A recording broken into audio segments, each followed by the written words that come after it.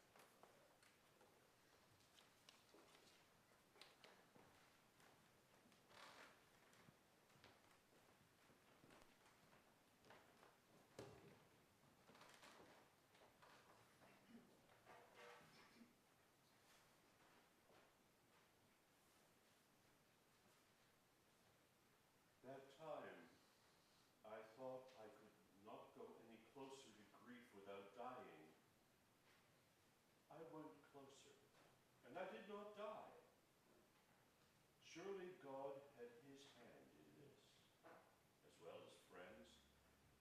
Still, I was bent, and my laughter, as the poet said, was nowhere to be found. Then, said my friend Daniel, brave even among lions, it's not the weight you carry, but how you carry it. Books, bricks, grief, it's all in the way you embrace it, balance it, carry it. When you cannot, and would not, put it down. So I will practice it. Have you noticed? Have you heard the laughter that comes now and again out of my startled mouth? How I linger to admire, admire the things of this world that are kind, and maybe also troubled.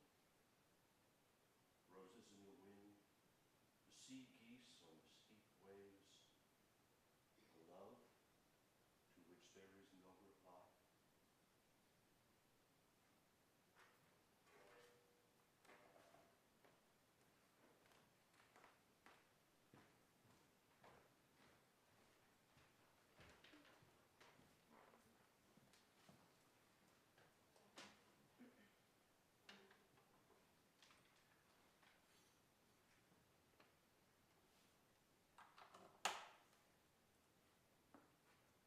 Hello, everybody.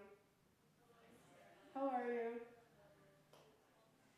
We're really glad to see you here. Thank you for coming out tonight. We know this is a very special event. It has been over the last few years, and we keep seeing returning faces, and that's just a really special thing. I have a few songs tonight I'm going to play. I'm also going to invite you to sing, maybe. No, I will. And you're always welcome to just pretend or not sing at all. It's up to you. I think there'll be enough singers in the room that it'll sound really nice and full. So something I did last year is we're all here because there's people that we're missing. We have different relationships with those people. They've been gone for different amounts of time. And so something I'd like to do now is I want to invite everyone to take a deep breath in on 3. And 1, 2, 3. And exhale. Now on this next breath in, you are going to think about that person, and if you feel comfortable, you're going to speak their name into the room. On the count of 3, so no one is listening to you, specifically. We're all going to say our names at the same time. If you have more than one name, take as long as you need. Okay, ready? 1, 2, 3.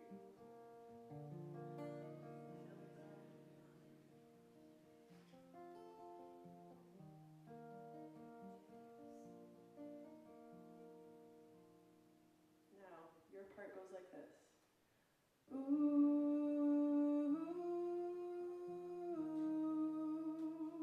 Try that.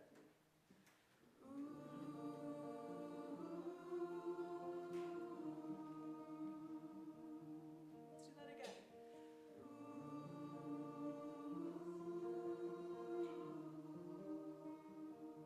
2 more times.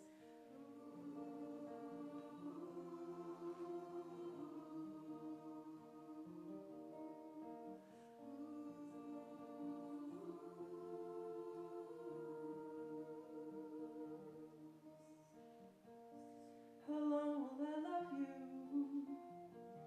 As long as the stars are above you. And longer if I can. How long will I miss you? As long as the seasons need to follow their plan. Time keeps moving. I'll keep on learning how to let go without losing what stays. How long will I love you?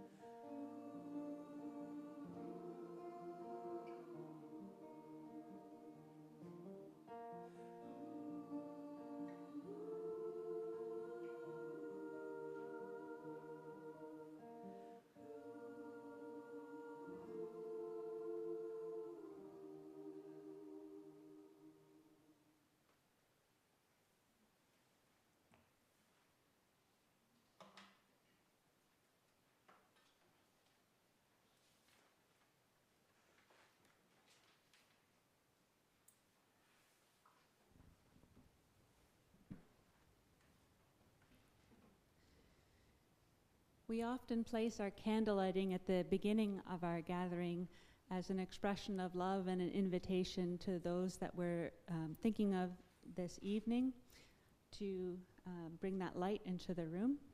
And how this works, it's a free and open invitation if you want to. What you're invited to do while the music is playing is to come up and light one of the candles here. And as you're leaving, Sarah and I will have baskets of rocks that have been painted by Kimberly, specifically thinking of you. So the idea is that you'll come to the front, light a candle, taking the time that you feel is right. There is no rush or worry tonight. So if you want to take longer, feel free. And then as you're coming down, you can take one of the rocks with you as sort of a taking with. And these rocks, whether you put them in a plant at home or keep them in your pocket or in the car junk, well, maybe not everyone has a car junk store, but I do. Know that the love of this community travels with you. And so I'll invite our musicians to come up. Maybe Sarah and I, we can light the first candle and then gather our rocks and head down.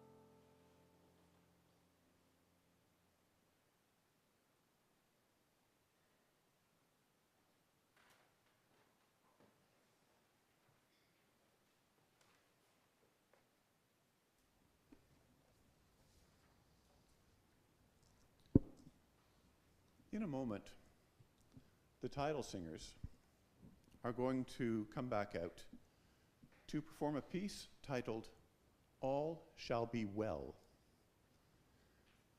As the composer of this piece, I would like to provide you with a bit of background as to how it came about.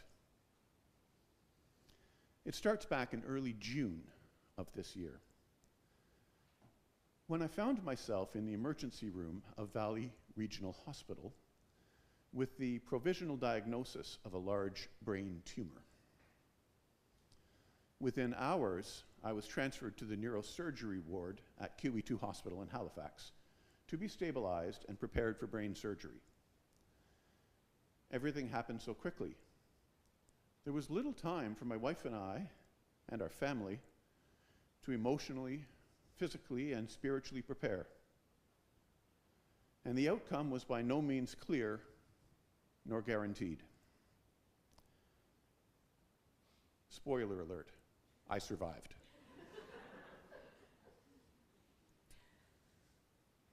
Through these initial, very unsettled days, I was blessed to have not one but two pastoral visits by the Reverend Nicole Uzans, during which we talked, cried, and prayed.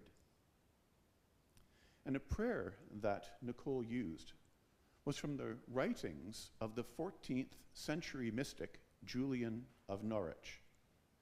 What we know of Julian largely comes from her book, The Revelations of Divine Love, in which are included the verses, all shall be well, and all shall be well, and all manner of thing shall be well.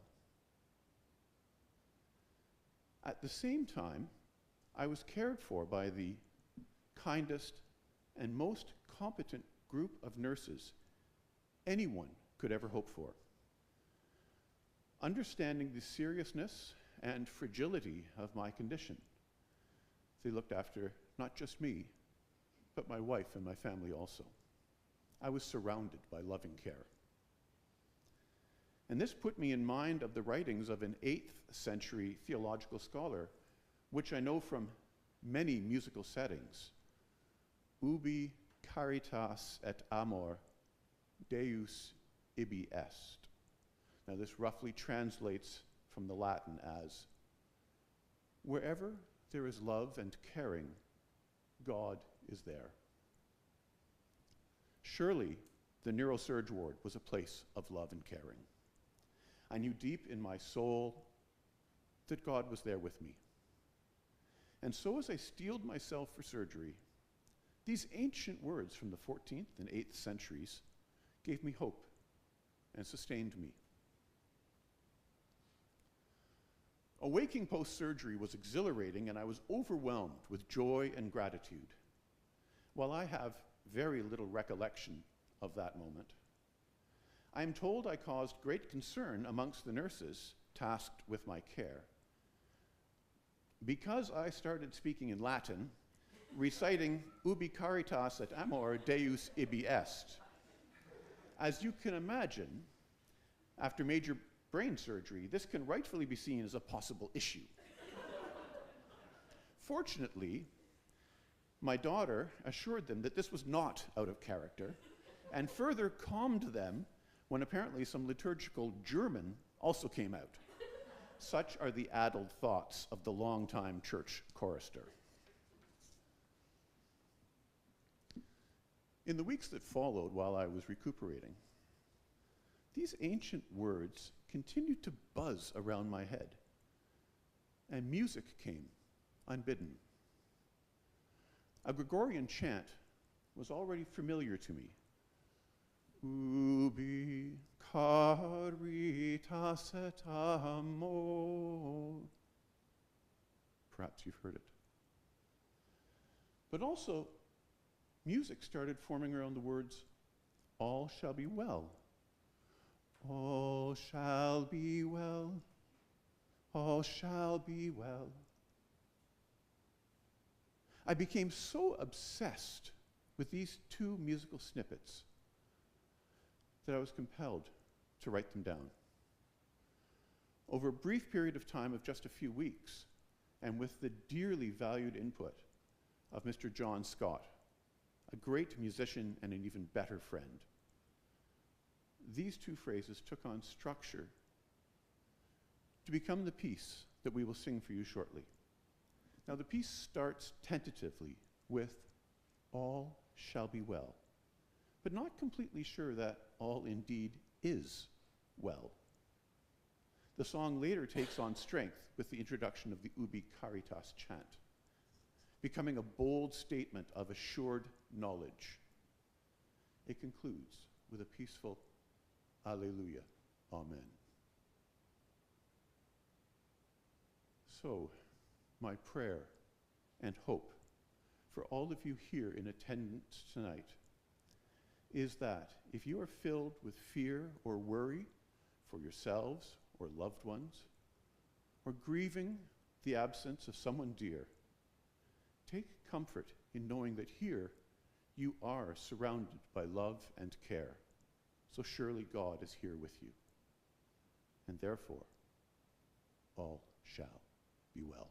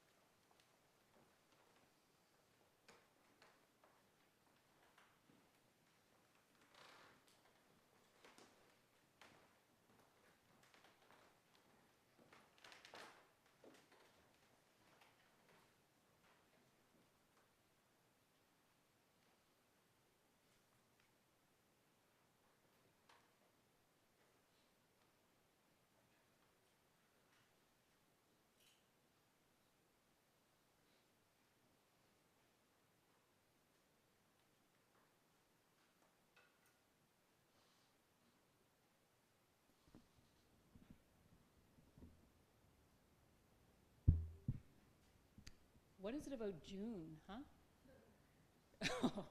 What is it about June? Yeah. We're here because of June. I love this All Souls moment. I love this because it brings me in touch with my mom, who died in June of 2023. And in 2023, after lots of private grief, I wanted to be together with lots of people. So this iteration of All Souls came into being. We have a lot to thank Lynn Uzans for, because she gave me the courage to gather with people like this and to talk like this.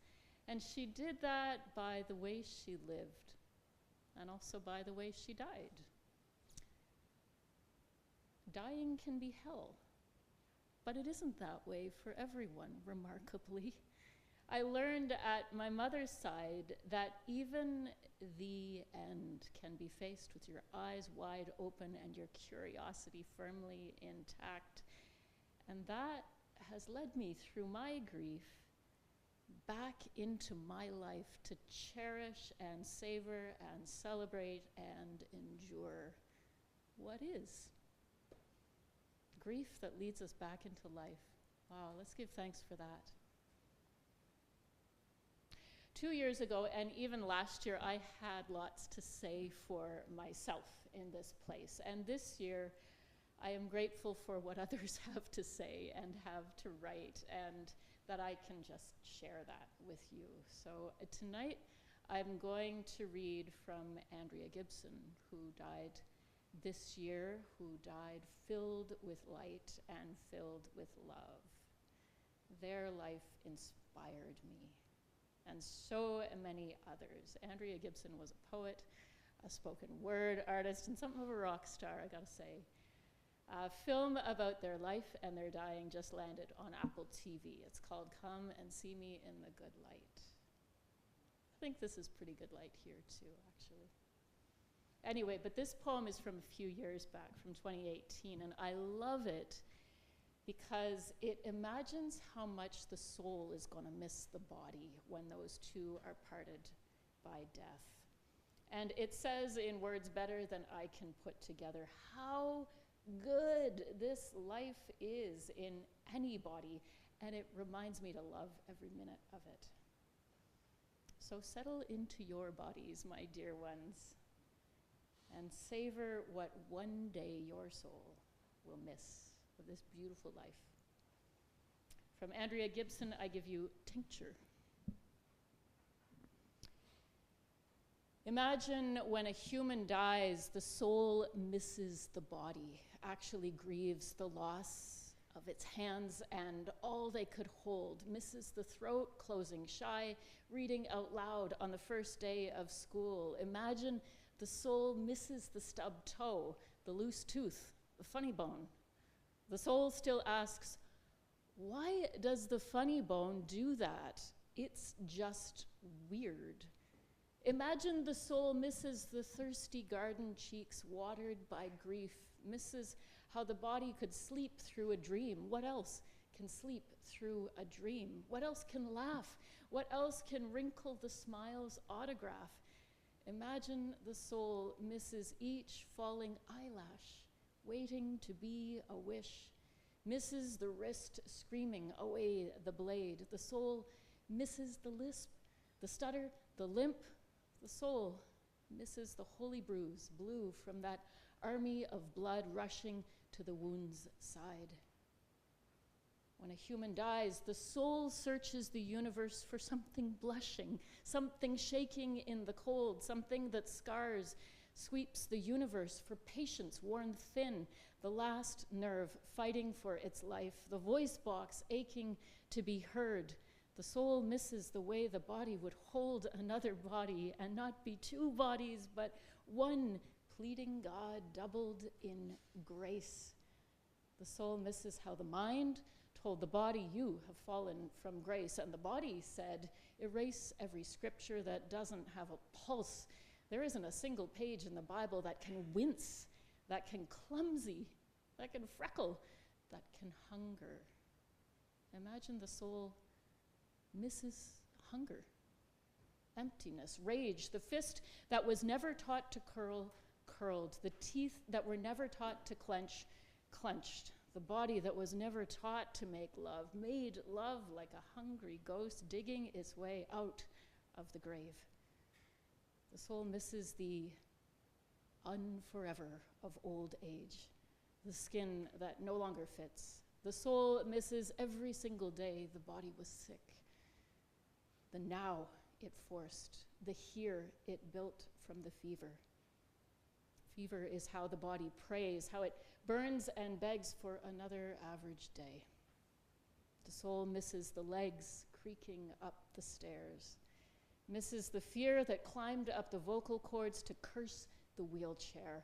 The soul misses what the body could not let go. What else could hold on that tightly to everything?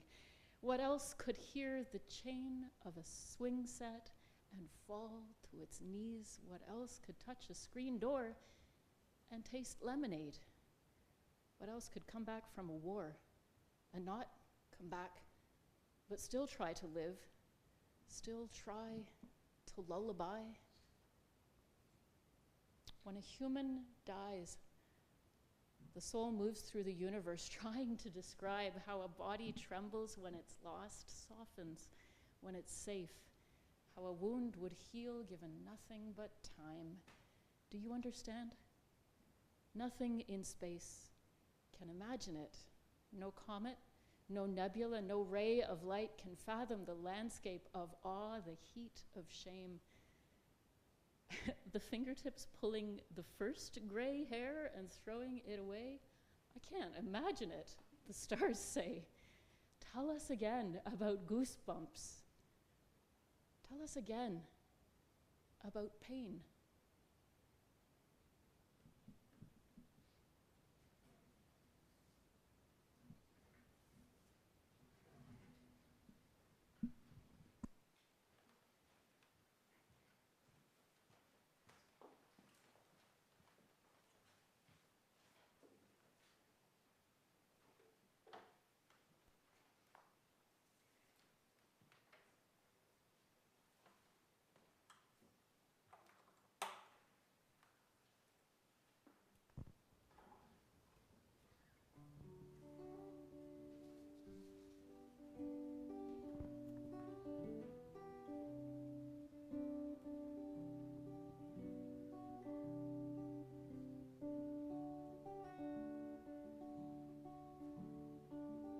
When my body can't hold me anymore and it finally lets me free, will I be ready? When my feet won't walk another mile and my lips give their last kiss goodbye, will my hands be steady? When I lay down my fears, my hopes and my doubts, the rings on my fingers and the keys to my house, with no hard feelings.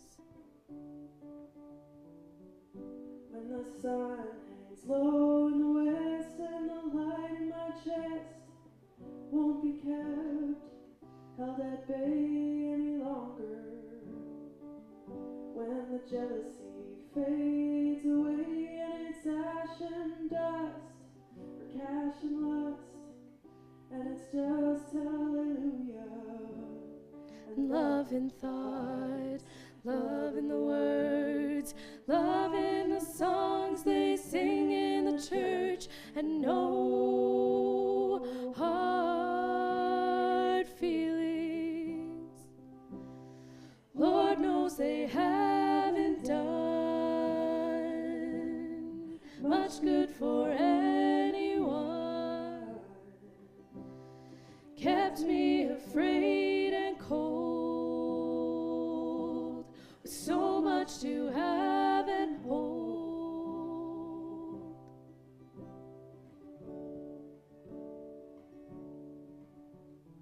When my body won't hold me anymore and it finally sets me free, where will I go? Will the trade winds take me south through Georgia rain, tropical rain, or snow from the heavens? Will I join with the ocean blue, or run into the Savior true and shake hands laughing,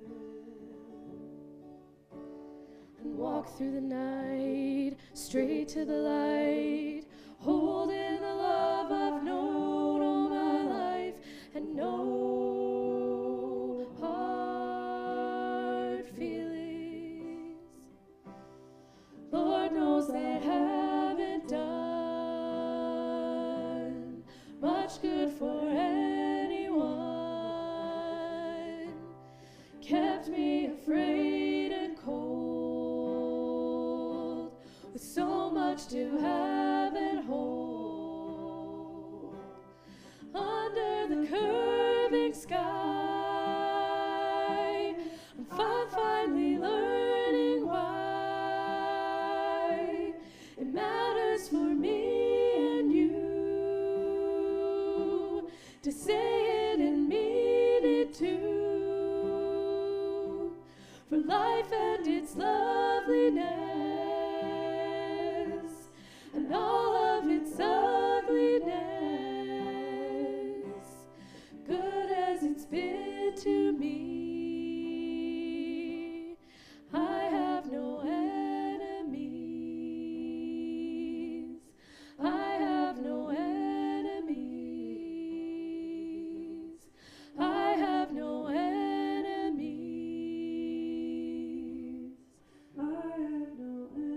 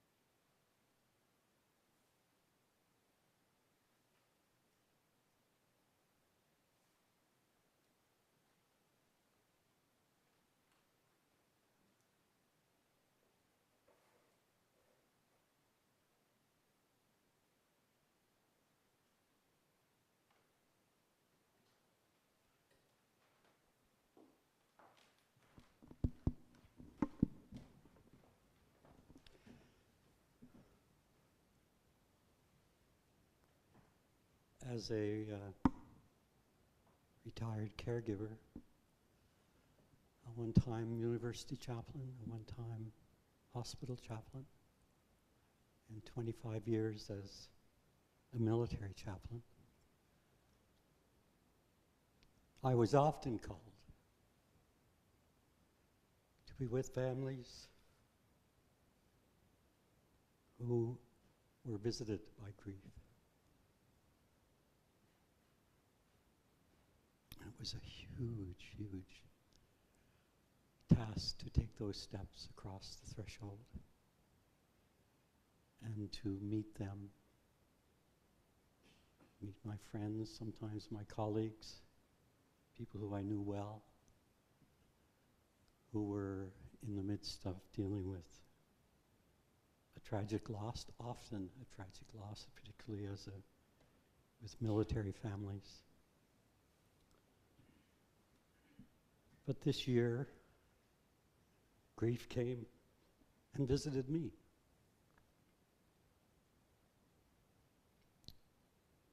And my partner and spouse and best friend, my lover, my companion of 51 years, had to leave this physical world. as her spirit went back to her Creator. And when she died that evening on April 7th in our home, in her own bed, in our bed, I felt an energy that can only be described as her spirit leaving the body which she used to live an incredible life as an artist, a musician, a most extraordinary mother, a partner, a friend, a daughter, a sister, a grandmother to her and my very special granddaughter, Mackenzie.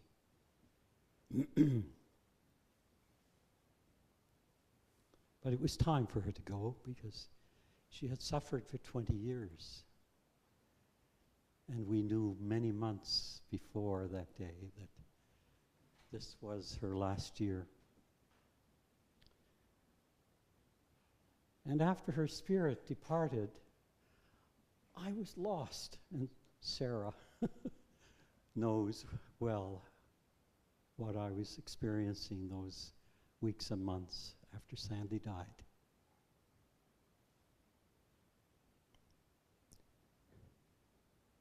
Tonight is the first time that I felt her spirit back in Wolfville.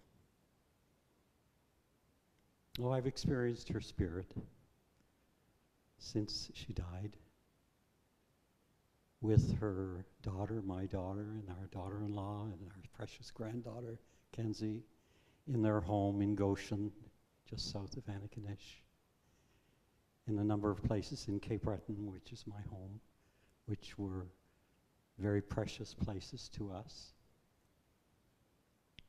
But over 52 years ago, when she came to Wolfville, this place, St. John's Church, was her spiritual home.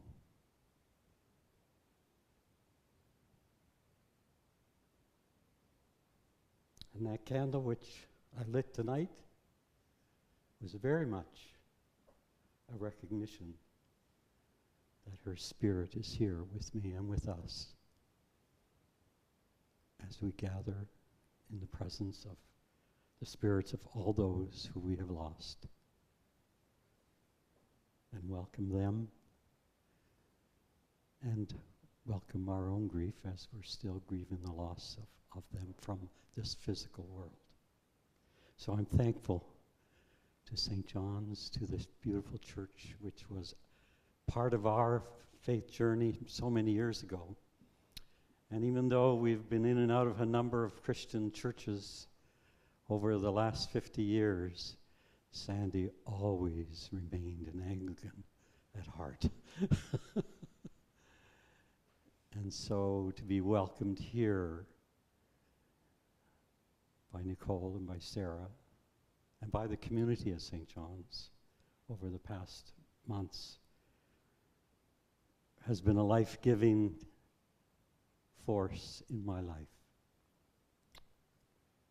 And so thank you, Nicole, thank you, Sarah, thank you, St. John's community, for what you have done for me and for my family over these last weeks.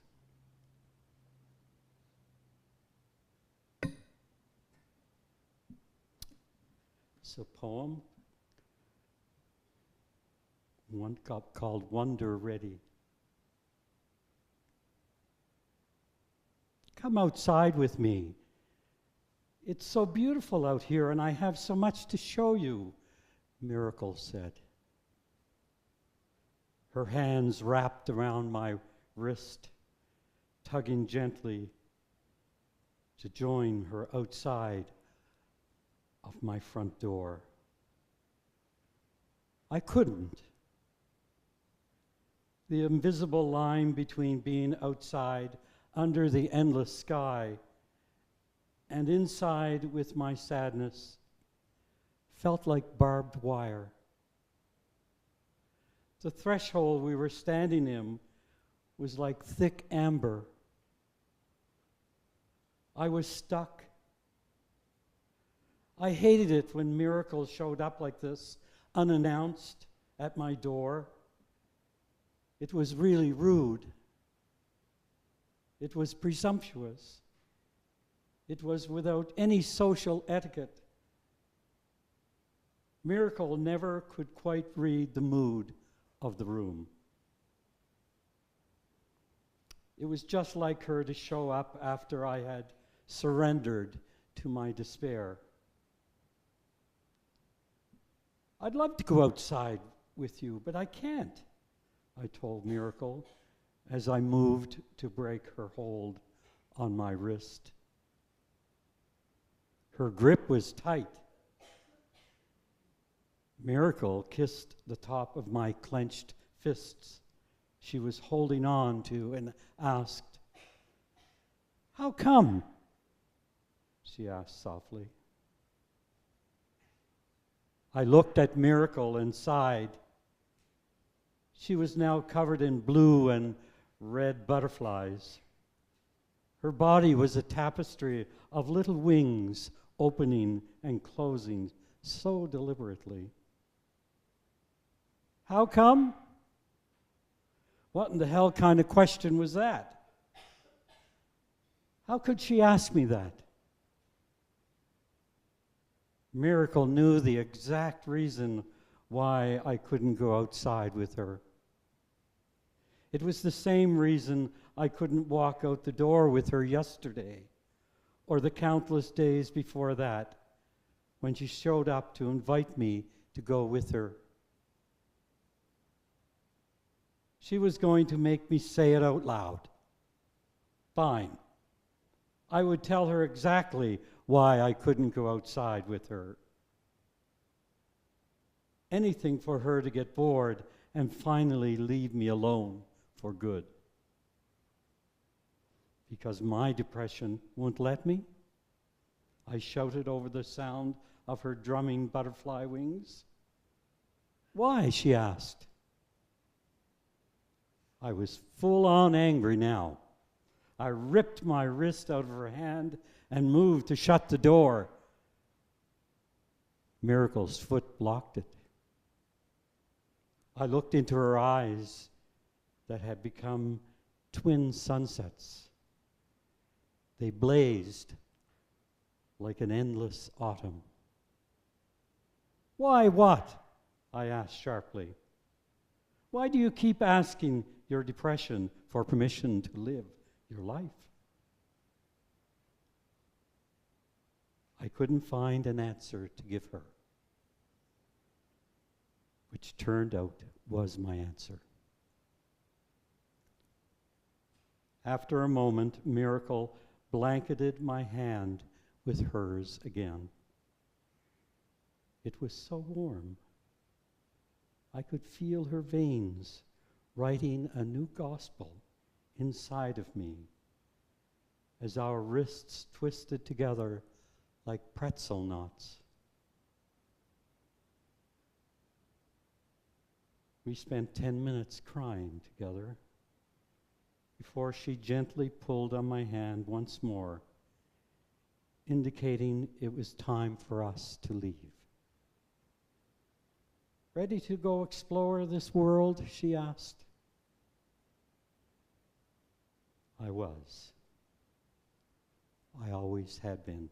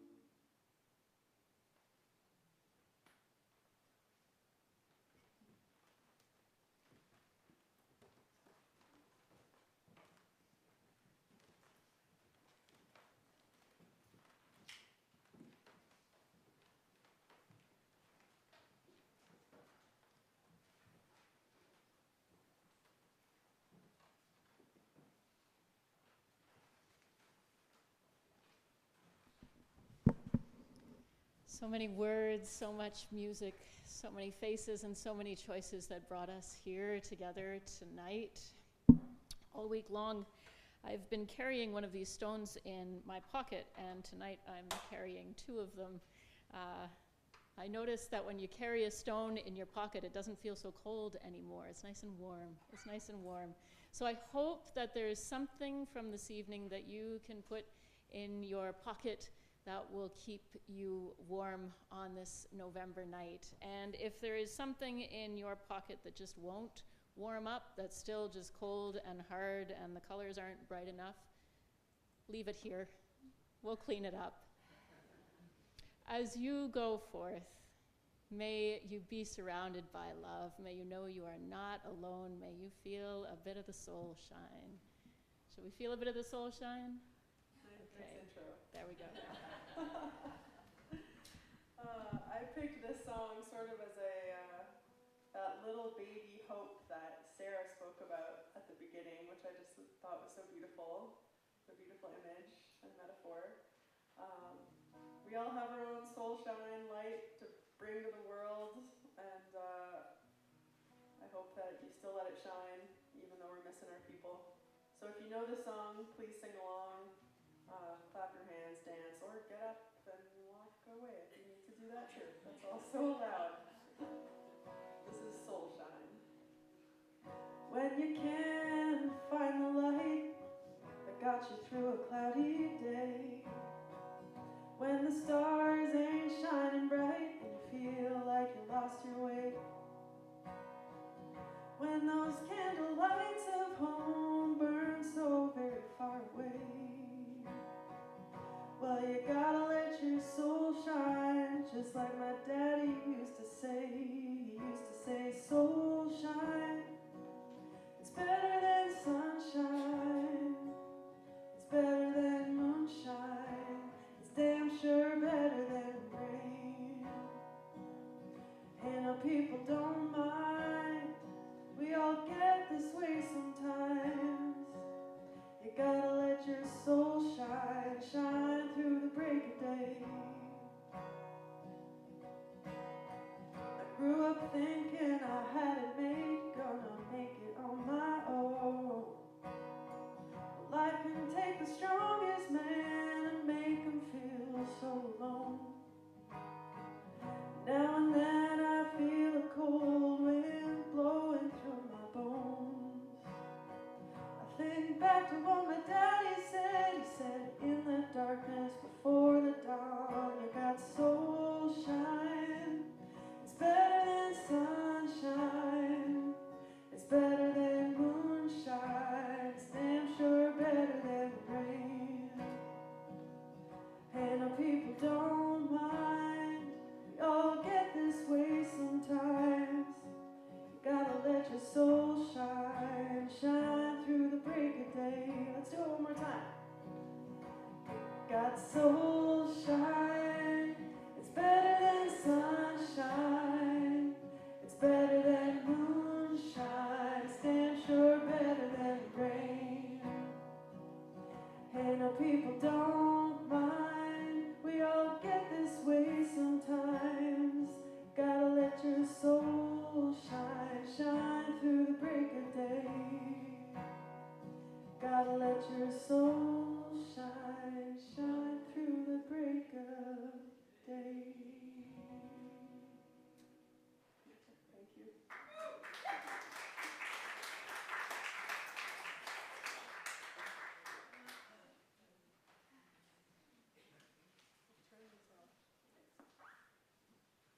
So I believe now, this is an opportunity. If you want to stick around, you can.